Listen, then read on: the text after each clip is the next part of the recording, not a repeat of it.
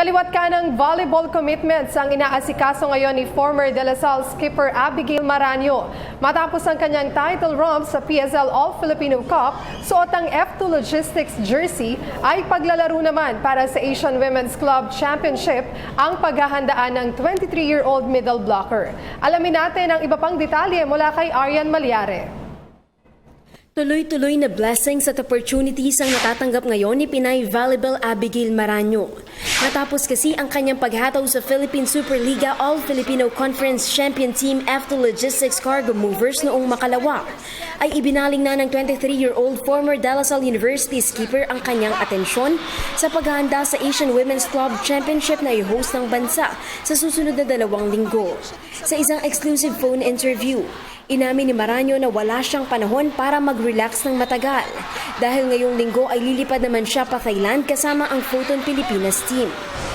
For me, actually, volleyball pa din ang pag-isapan ko sa buhay. Kasi every Sunday, we're going to Thailand. I'm with Photon Pilipinas for the Asian Club team. Yun, we'll be in for a competition and of course, parang training camp na din namin yun. In preparation for the Asian Games ng September 3. At kahit na ilang international tournaments na ang kanyang nasalihan, umaasa pa rin si Maraño na marami pa siyang matututunan sa Asian Tilt.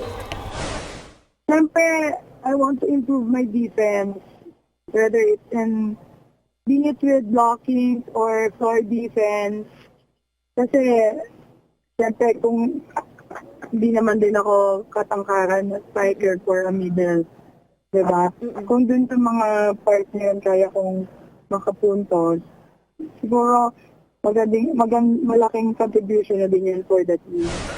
Naniniwala rin ang PSL First Best Middle Blocker Awardee na ang kanyang passion sa volleyball ang sekreto kung bakit isa siya ngayon sa most in-demand player ng bansa.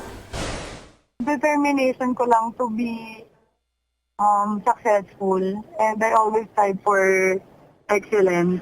Hindi ako nasisettle kung ano lang yung meron ako, hindi ako madaling masatisfy. Sa training or kahit anong liga, gusto ko lagi akong nasa kondisyon. Laging pantay-pantay yung disiplina na ginagawa ko sa sarili ko. Kaya siguro nakakatagal din ako ng ganito. Kasama ni Maraño na maghahanda para sa Asian Women's Club Championship na gaganapin sa bansa mula September 3 to 11 ay sina Jaja Santiago, Rhea Dimaculangan, EJ Laure, Rachel Andakis, Jovelyn Gonzaga, Jen Reyes at iba pa.